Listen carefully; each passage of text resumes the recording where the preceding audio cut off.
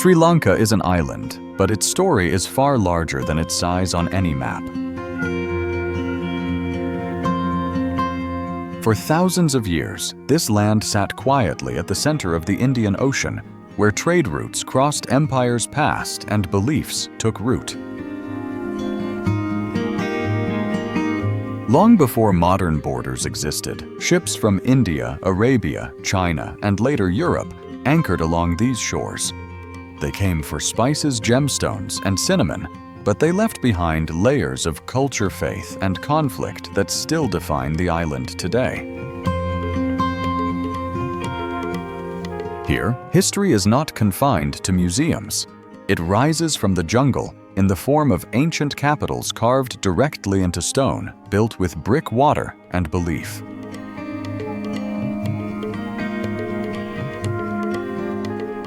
It flows through irrigation systems older than many civilizations.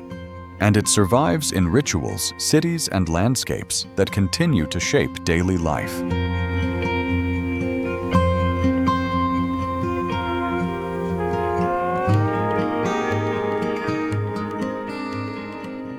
Sri Lanka's past stretches back more than 200 to 500 years, shaped by kings, monks, engineers, and ordinary people who transformed a small island into one of Asia's most enduring cultural centers. To understand Sri Lanka, we must move through its former capitals, places where power, faith, and survival converged.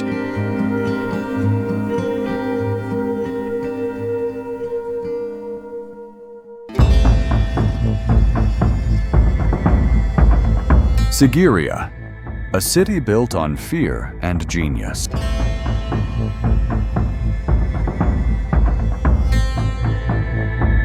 Rising nearly 200 meters above the surrounding plains, Sigiriya is one of Sri Lanka's most extraordinary landmarks. In the late 5th century CE, King Kashyapa transformed this massive rock into an impregnable royal citadel.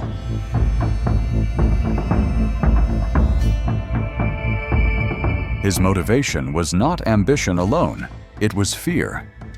Having seized the throne from his half-brother Kashyapa, expected retaliation and built a fortress designed to be unreachable.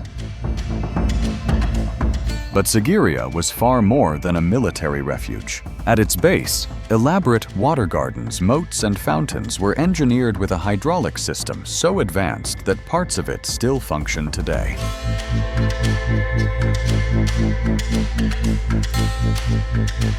Higher up, boulder gardens used natural rock formations as both defense and meditation spaces. Terrace gardens climbed the rock face, guiding visitors upward toward the summit.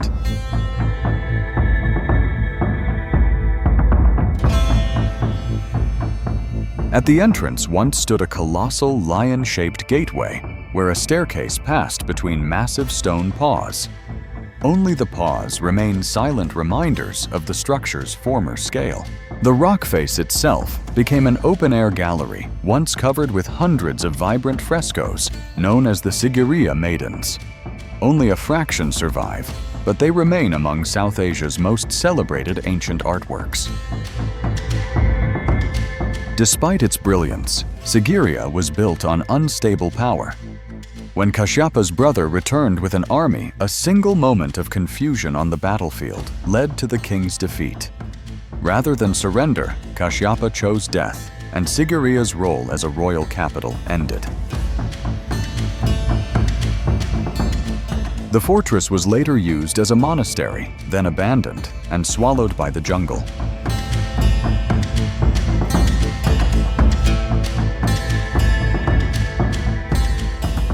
Today, it stands as a UNESCO World Heritage Site, not just as a monument of beauty, but as a warning carved in stone.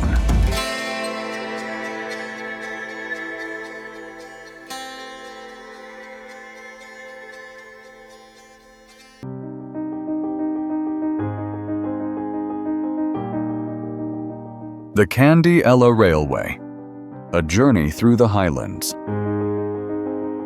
To truly understand Sri Lanka's interior, there is no better path than the Kandy Ella railway line.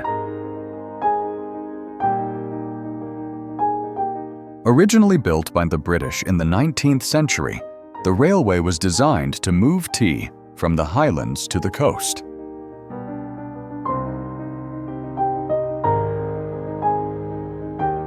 What it created instead was one of the most scenic train journeys in the world.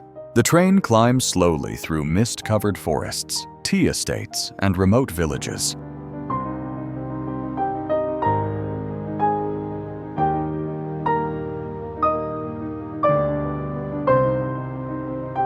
It passes through tunnels carved into rock and crosses valleys on stone bridges that seem suspended in air.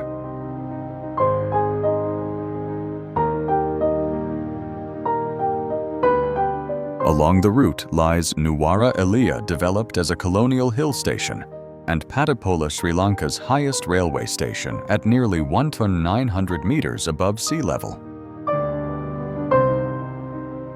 Near Demodara, the railway performs an engineering marvel, a full loop beneath itself, allowing the train to gain elevation in limited space.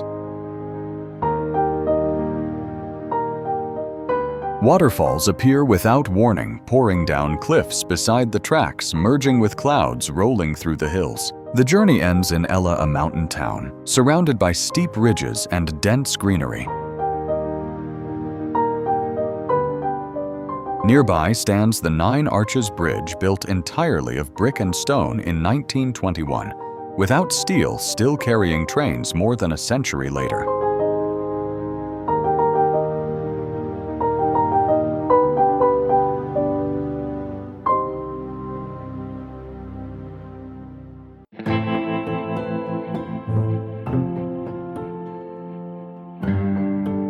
Anuradhapura, the city that built a civilization. Anuradhapura was founded in the 4th century BCE and became the first great capital of ancient Sri Lanka. For more than 1,000 years, it served as the political, spiritual, and intellectual heart of the Sinhalese kingdom.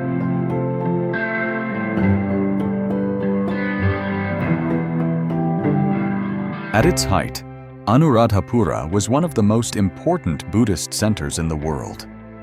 Monasteries housed thousands of monks, attracting scholars from across South and Southeast Asia.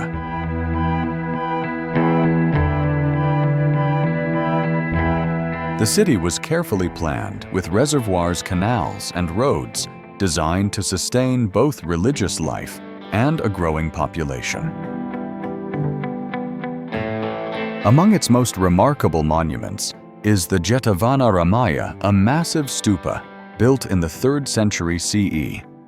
Standing over 120 meters tall, it was once one of the tallest structures on Earth, rivaling even the pyramids of Egypt. Constructed using more than 90 million bricks, it remains a testament to ancient engineering on an extraordinary scale. Nearby stands the Ruwan Welisaya, a gleaming white stupa built in the 2nd century BCE, enshrining sacred relics of the Buddha. And at the spiritual core of the city grows the Sri Maha Bodhi, planted over 200 to 300 years ago from a cutting of the original Bodhi tree in India. It is the oldest documented tree in the world, still cared for by human hands. Repeated invasions in the 10th century CE eventually forced Anuradhapura to be abandoned. The jungle reclaimed the city, hiding its monuments for centuries until they were rediscovered, standing silent beneath the forest canopy.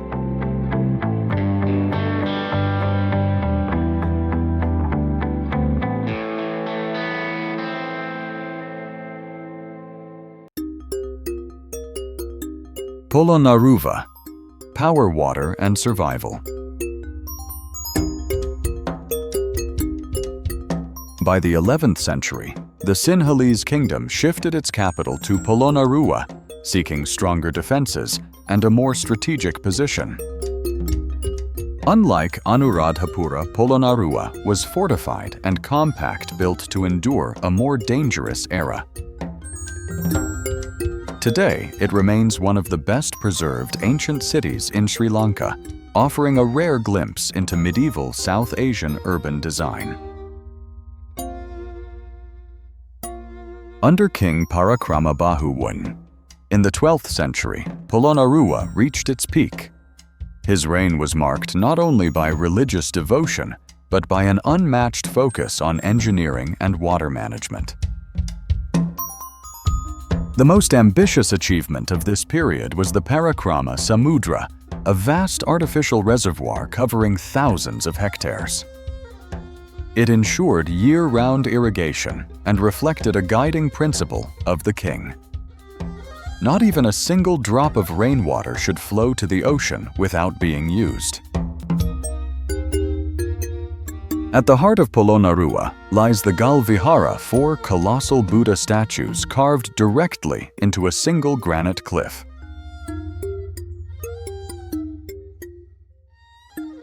Standing seated and reclining figures display an extraordinary sense of balanced serenity and restraint.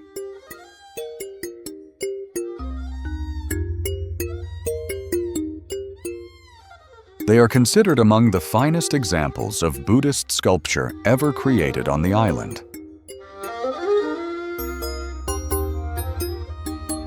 For more than 2 centuries, Polonnaruwa shaped Sri Lanka's cultural and spiritual identity until internal conflict and external invasions once again forced the kingdom to move.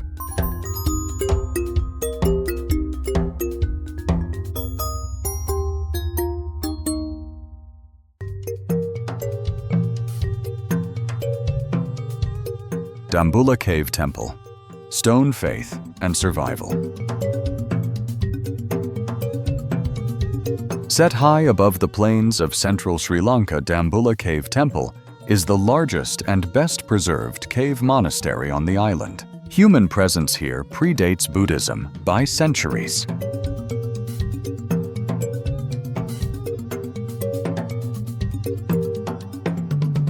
Archaeological evidence shows that these caves were used as shelters as early as the 7th to 3rd century BCE.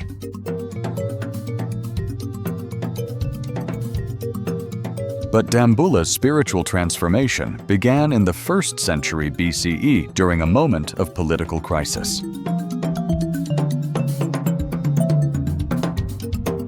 King Valagamba, driven from his throne by South Indian invaders, sought refuge in these caves.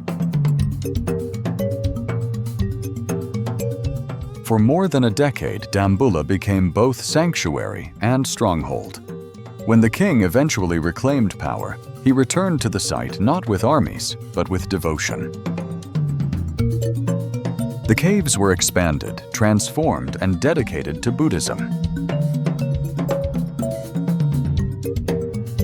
Today, the complex consists of 5 main caves, housing more than 150 Buddha statues and over 2,000 square meters of murals. The walls and ceilings are completely covered with paintings depicting the life of the Buddha, ancient kings, and religious processions, creating a continuous visual narrative carved and painted into living rock. Among the most striking figures is a 15-meter-long reclining Buddha, its expression calm and detached, untouched by the chaos of the centuries that passed around it.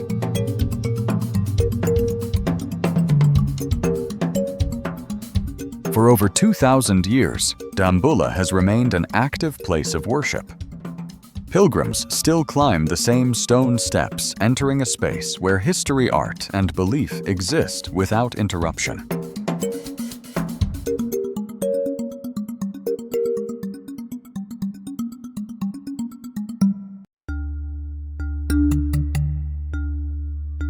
Kandy, the Last Kingdom.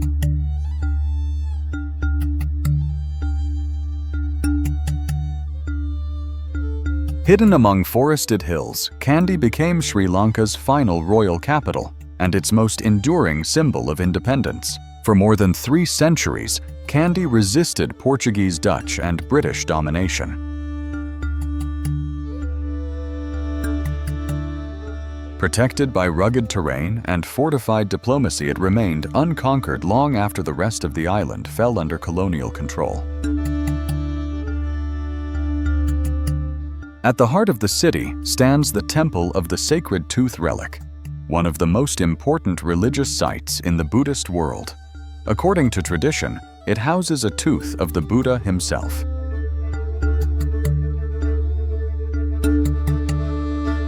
But the relic is more than a sacred object. For centuries, it was believed that whoever possessed it held the legitimate right to rule Sri Lanka. As capitals fell and rose, the relic moved with them, guarded, stolen, recovered until it found its permanent home in Kandy in the 16th century. The temple became the spiritual anchor of the kingdom. Even after the fall of the monarchy in 1815, the relic retained its power.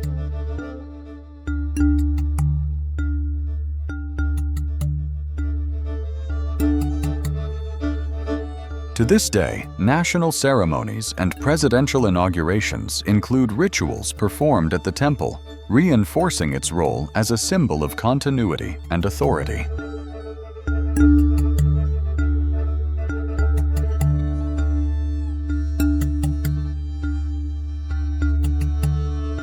Each year, Kandy becomes the stage for the Esala Perahera, one of the grandest religious processions in Asia. Dancers, drummers, fire performers, and elaborately adorned elephants fill the streets carrying a symbolic casket representing the relic through the city, a tradition preserved across centuries.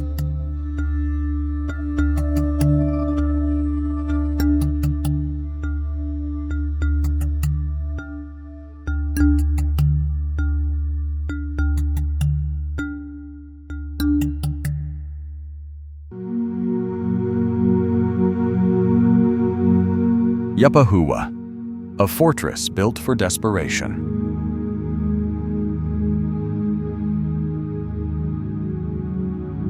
As threats intensified in the late 13th century, Sri Lanka's rulers sought safety above all else. Their answer was Yapahuwa.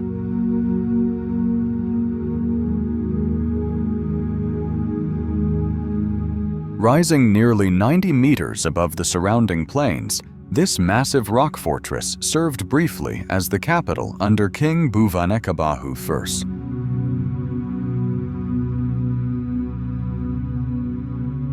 I. Its location was chosen for one reason: defense. A steep stone staircase carved into the rock face once led to the upper citadel, guarded by walls, gates, and moats.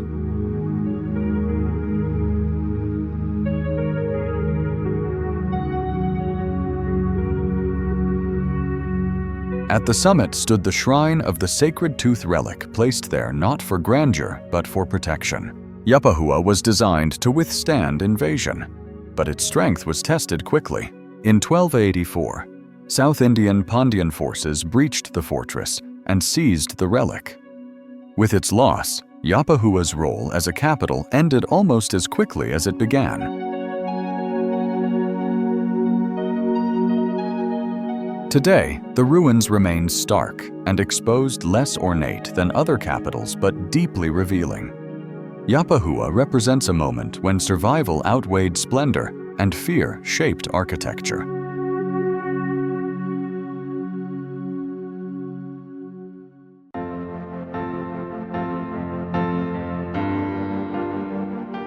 Pidurangala Rock, the view that tells the truth.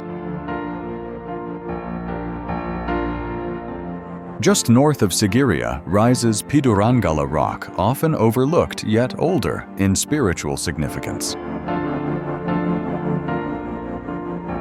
Before Sigiriya became a royal fortress, Pidurangala served as a Buddhist monastery.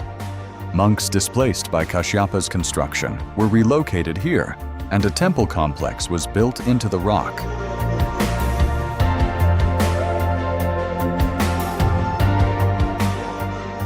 Today, the climb is steep but raw. No manicured gardens, no royal symbolism. At the summit lies a massive reclining Buddha, weathered but intact. From the top, Sigiriya dominates the horizon.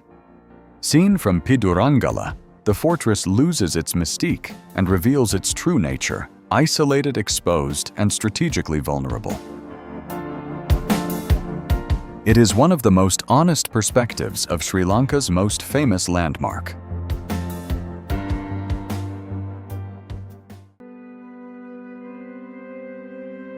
Yala National Park, Land of Predators.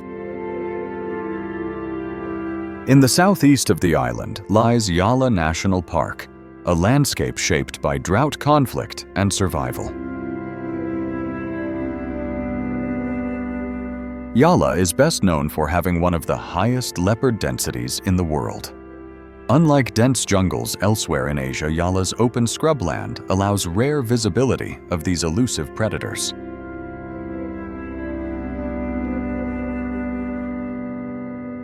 But leopards are only part of the ecosystem. Sloth bears roam the forests, crocodiles patrol the lagoons, and elephants cross dry plains at dusk. The park also contains ancient ruins, monasteries, reservoirs, and stone inscriptions. Reminders that humans once thrived here before nature reclaimed the land. Yala is not a sanctuary frozen in time. It is a dynamic environment where wildlife history and human boundaries constantly collide.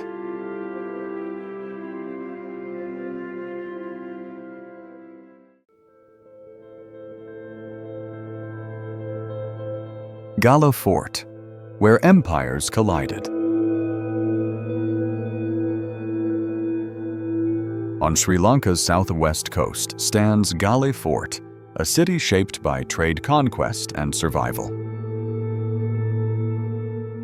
Originally built by the Portuguese in the 16th century and later expanded by the Dutch, the fort became one of the most important ports in the Indian Ocean.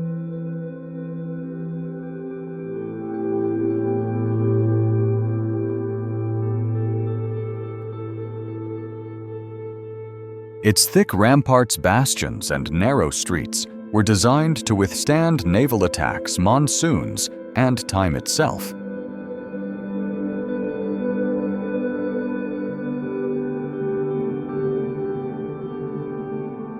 Unlike many colonial structures, Gale Fort never became a ruin.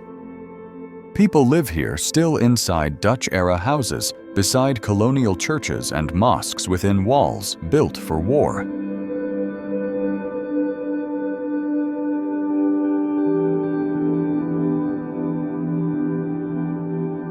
Even the devastating 2004 tsunami failed to destroy it. Gale is not preserved history. It is history still breathing.